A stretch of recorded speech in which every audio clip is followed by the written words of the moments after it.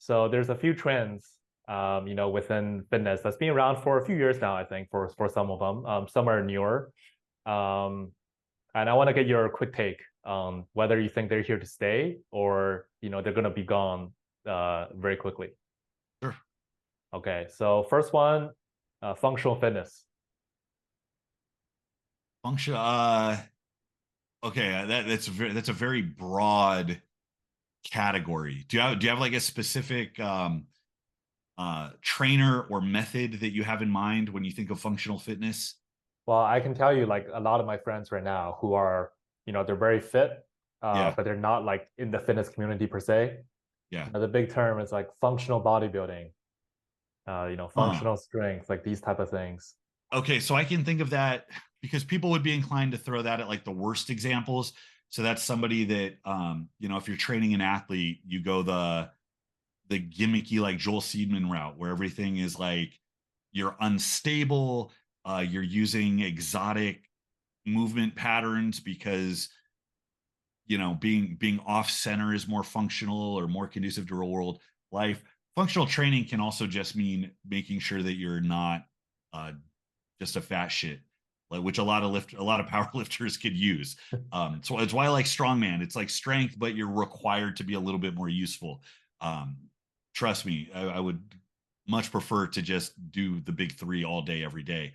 Uh, that's hard. So if I'm going to go with the worst example of it, um, I'm going to call it a fad, but it's probably not going anywhere because the field of strength and conditioning is especially prone to this. I had a buddy who's a strength and conditioning coach for a college, and he talks about the seminars they go to and how it's just rife with people having the most like ridiculous presentations as they try to brand themselves because they have the best athletes they've already selected for, and the sport they're trying to get them ready for doesn't mandate that they have some arbitrary number. So strength is important, but it's Mm. not that important.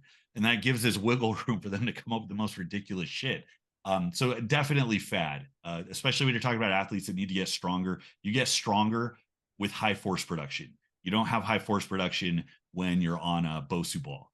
So if you want an athlete to get stronger, they have to lift weights and they have to be stable. And if you want them to get good at their sport, you have them play their sport. And those are two different things. Got it. Okay. What do you think about saunas and cold plunges for recovery? Oh man, my knee jerk reaction is to talk shit, but Oh, man, I've used ice baths. I got to tell you, I've used ice. So when I'm feeling especially beat up, when me and my wife were training 2.5, 3 hours when we were getting ready for Worlds the last time around, I'd crawl home from the gym and we'd take a couple bags of ice, dump it in the bathtub. 10 minutes in an ice bath. I mean, they talk about the growth hormone spike, whatever. I would sleep like I was dead. I mean, hmm. it's not placebo. It's 100%. My entire quality of sleep was drastic. I would crawl out and it'd be like 8:30 and I'd be like, I got to go to bed. I can't keep my eyes open. So I don't know Wow. how much that's going to give anybody the edge. I don't know. I mean, obviously it's not so vital to success that I do it regularly, but is there something to it? Yeah, probably. But I would probably reserve that for people that are really burning the candle at both ends. Sauna, I don't know about sauna. I hear about like people think that it has some magical like something about the heat shock proteins. I don't know anything about that. I hear longevity studies are showing that if you tend to stay hotter or colder, that it's better for like your cellular health or something. That it's better for aging. I don't know how true that is. Um, I mean, I'm not going to sit in a sauna on a regular basis. If you enjoy sitting in the sauna, go for it. But yeah, I don't have a strong opinion. Back when I was still in investing, there was this company that, like, we went to the factory to take a look, where they had these like cold gloves that like attached to some like electric thing, where I know what you're talking about. supposedly you wear the cold gloves like when you're like in between your workout sets, for example, and somehow it allows you to maintain your strength, once you get back to lifting.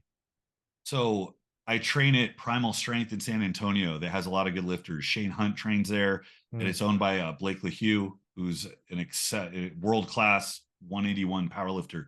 Um, and Blake's really into gadgets. So last time he was there, he had that exact device and he was doing it in between squat sets.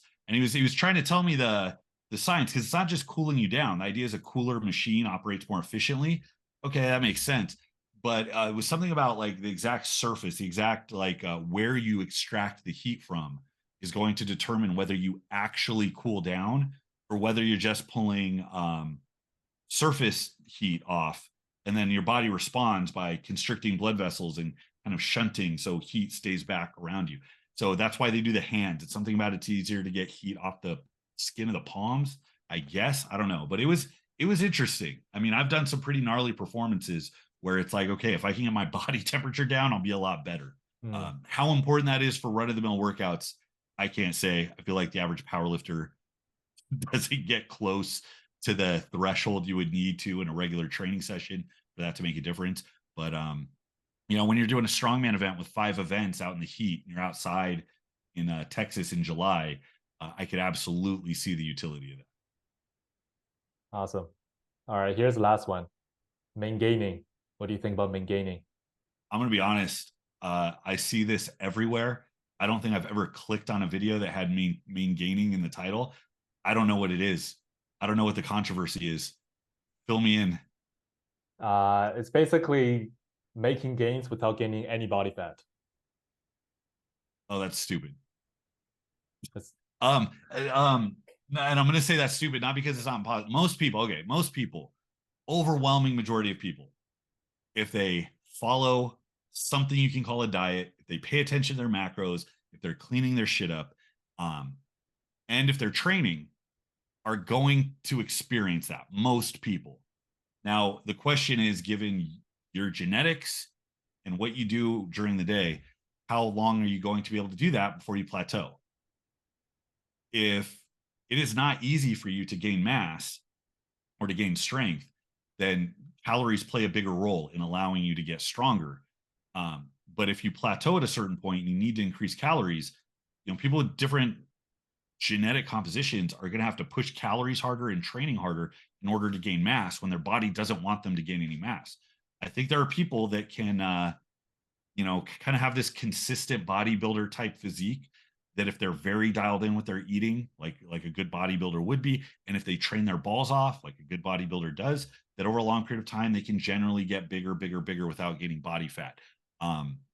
That's going to change wildly for certain groups of people. That's going to be much slower, and it's going to require absolute like obsessive compulsive level of attention to your eating. It's not even the training, it's the eating. Any bodybuilder tells you the hardest part of bodybuilding is the fucking eating. So if you're a person whose default setting is chicken, rice, and broccoli, if you love that aspect of it, then it's very likely that you could do that because you have such a death grip on your calories. The average person doesn't do that. The average person doesn't have a tight control on their diet. So the first thing is your diet that good? If it's not, then that would obviously be the first step to getting your shit straightened out. Once you get to a certain point, training has to be the thing that disrupts you, that takes you out of homeostasis, and so does calories, so does your nutrition. So I say it's stupid, not because you can't do that. You can up to a point. I say it's stupid because there's all kinds of people all over the place that keep one foot in the water. I've done this for years. I'm a middleweight competitor. So I've foregone a lot of growth because I have to keep one pinky toe in the middleweight water. I can't get too big. And that's prevented me from growing a lot over the years, for a fact. I know that because my wife's pregnant right now. I'm eating like a pregnant woman, and I am stronger than I've ever been, even though my training sucks, by virtue of calories, 100%.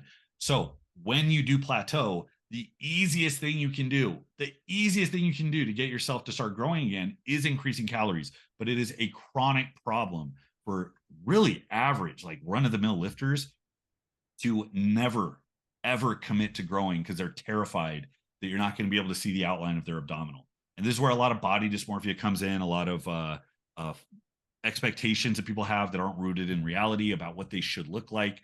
The fact is the overwhelming amount of people would look better with more mass, assuming they're not already 20% plus body fat.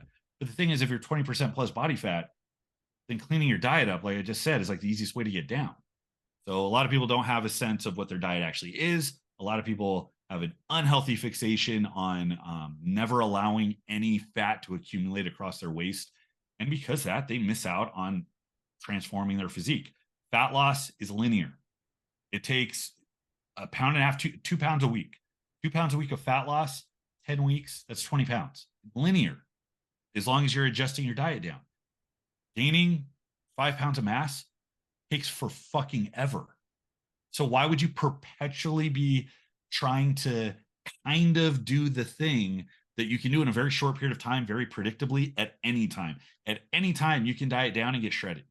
But you need a lot of training accumulated in a caloric surplus to add muscle, especially if you're not genetically that great, especially if you're not on gear. I consider myself genetically not that great, but even through all my natty years, there was a direct correlation to me stuffing food in my face and me being able to squat, bench, and deadlift more. And I've dieted down to like 12% body fat before. I know what that feels like.